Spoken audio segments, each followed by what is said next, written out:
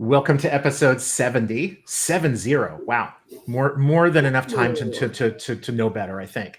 Welcome to episode 70 of the High Volume Hiring Podcast. I am one of your co-hosts, Stephen Rothberg with College Recruiter. No, I have not had any intoxicants today. This is just me. Jeanette, great to see you again. Great to be here. Everyone, I'm Jeanette Leeds. I'm an HR tech advisor and entrepreneur, and we are here today with Kat, who is the CEO and founder of 3 Ears Media. Welcome, Kat. We're so happy to have you here. Thank you for having me. I feel like we've already had such a good pre-call that the audience is about to be pleasantly surprised by all of our fun insights. They'll at least laugh. That is the goal. High Volume Hiring Podcast, all about laughter. Because if there's one thing that says humor, it's high volume hiring. It is.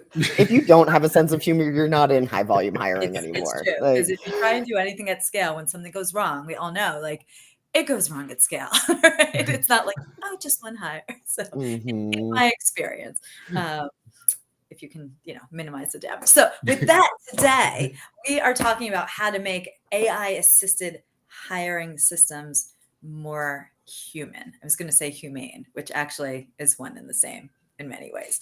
So, Kat, maybe just let's back up a minute. Cause I was like, okay, quick background on you in case our listeners don't know, what you do, what 3 Ears Media is. Yeah, well, I think it even makes sense to go back a session before 3 Ears Media. So if you looked at my resume, you'd probably be confused, but it kind of all added up to the expertise that I have today. Because I have been a CMO of HR technology companies. I have been a managing editor of a blog about recruiting where all I did was talk to smart people and write about it, where I met both of you. And then I actually got the itch and I went and did it, right? I went to an employer branding team and I worked on employer brand and high volume hiring for some of the largest companies in the world.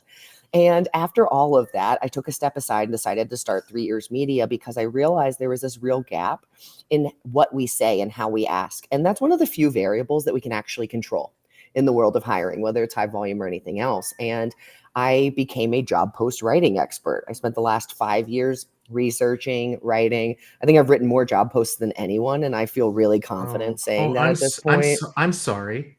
I know, right? But I love it. I love it because it's anthropology at its best. And that experience has really lent itself to this next chapter of my business and my life where I'm thinking about how to take all this machinery and make it human.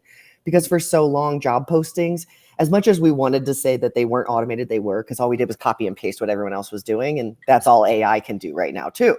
Yeah. So where I'm stepping in at this point is helping my customers look at what they're saying, automated or not, and make it more human. And like you said, more humane, because ultimately that's the consequence is that you get to feel like a human after you read this, even if it's a batched automation. Oh, that is really interesting. So I saw you speak, I think it was 2018, 2019 in Denver at the JobGate conference, which is a conference for basically job board people. But we did have fun. Despite the audience. So job board people, fun, don't come up. Anyway, off topic, but back. There was alcohol involved. Does it have to be? But no. I bet for the viewers who don't know you, some of them are like 3 Ears Media, and I remember you talked about that. Tell that story because it is funny, and then I have a real question for you. Well, so I picked the name 3 Ears Media. The story that I used to tell is because I wanted to listen more, and 3 ears are better than 2. But the real story is that I started my company in a bad work relationship, and in 2 weeks I pulled together every single thing I needed to launch a company. And I needed a name, and no joke, I literally did a spin in my chair and I stopped and I looked at my dogs. And so my dogs, the little one she's a Boston Terrier, so she has 2 ears that stand straight up. And then I have a lab that has 1 big ear, and the 2 of them go everywhere together and they have 3 ears. And so I ended up with 3 Ears Media. That is awesome. So, all right, the real question.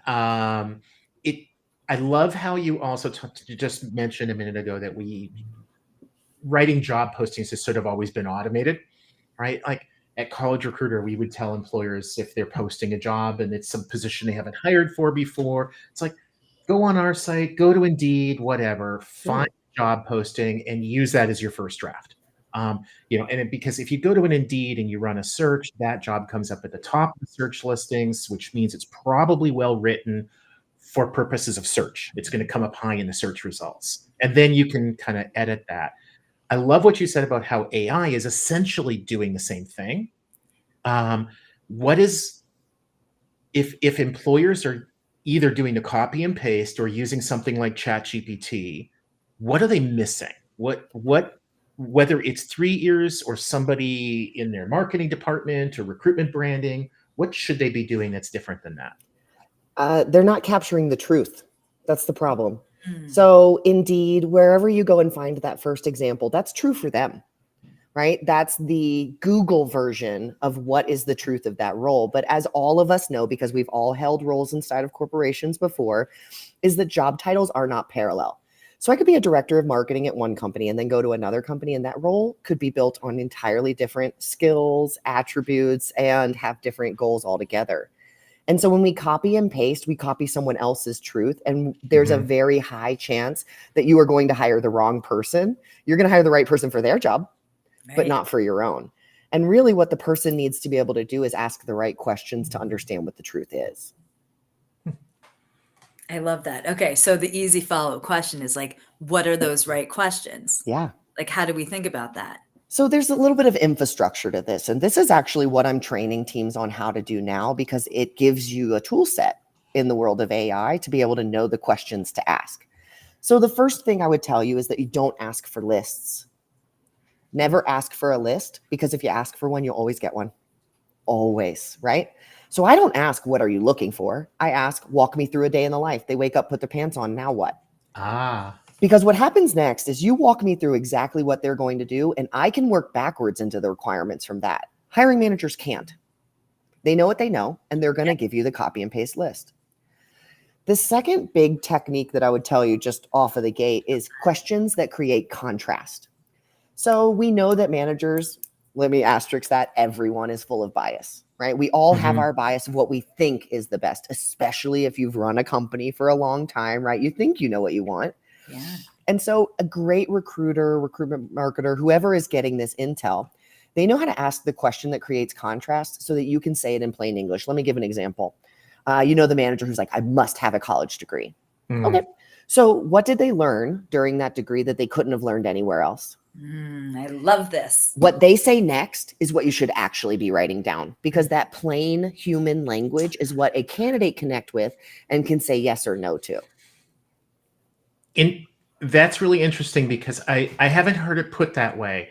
I've heard it more if you run into a manager who says that they need a college degree, whatever, that right away that should be suspect, and you should be looking for equivalent experience. And then, of course, there are the exceptions where degree literally is required sometimes. Yeah. Nursing, engineering, accountant, lawyer. Whatever.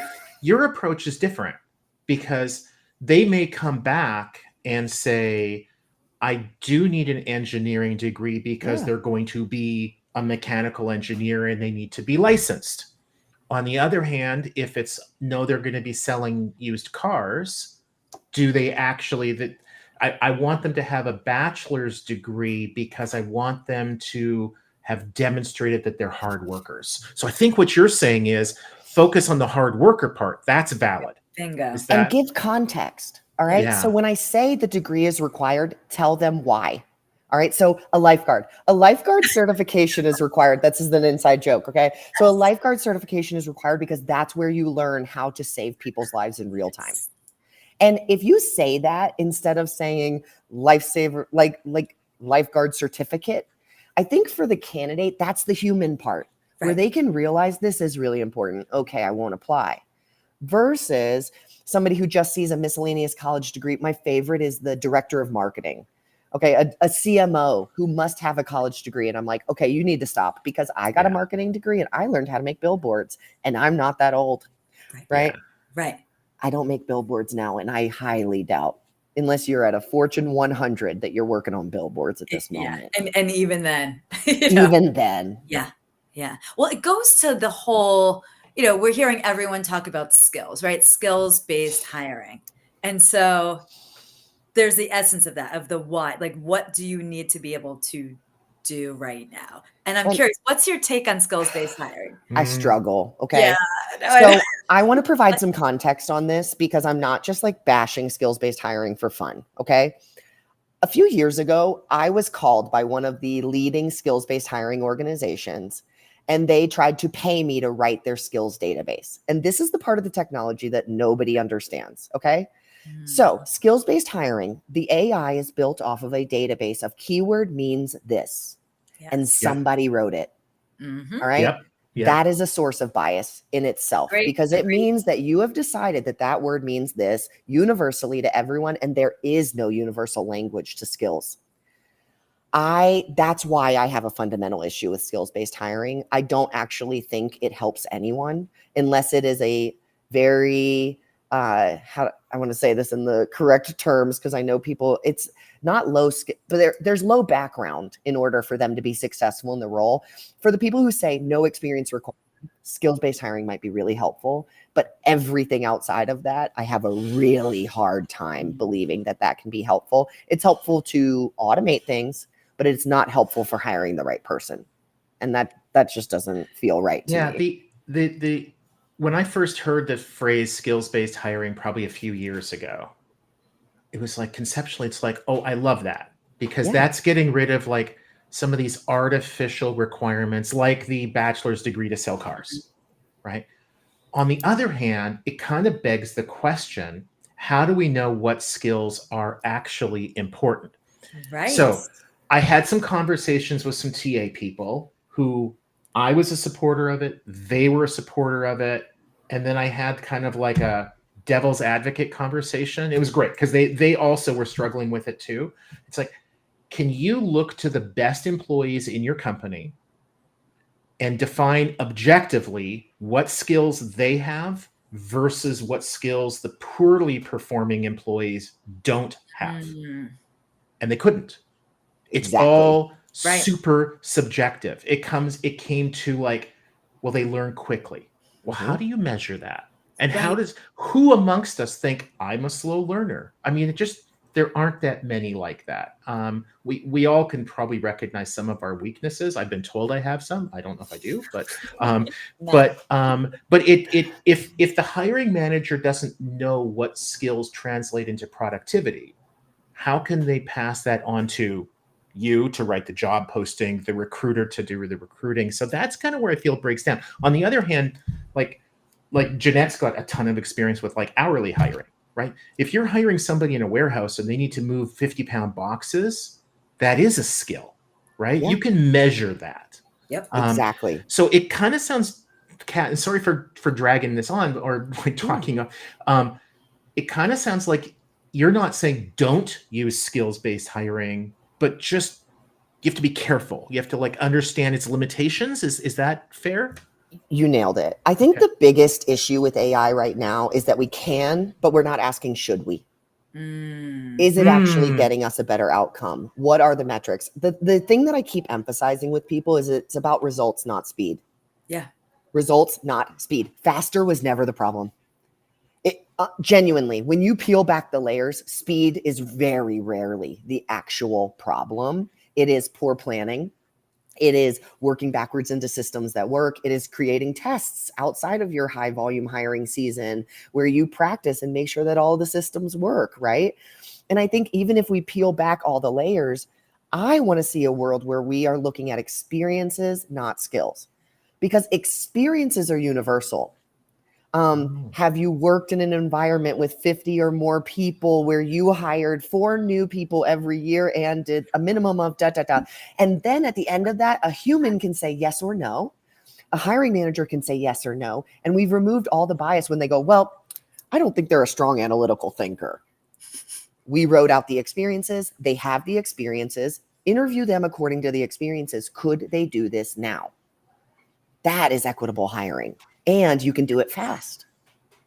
Yes. I love it. It's so, I haven't heard anyone talking about it in that way. And I love that. I mean, that just like pings and resonates so much, right? It's like you're getting really specific. You're almost defining, like you're defining specifically the experiences in a way that, again, I'm not hearing people think about, but you get to the essence of like, we always, the fear is, right, you hire the wrong person and you're doing it in high volume, you do it at scale like that. And that's a big problem, right? All That of a made my sudden, insides I just kind of hired like, ooh. I just hired 50 of the wrong profile person. Like, oh my God, because I didn't get to that essence. Like, Yes, it's the yes or no.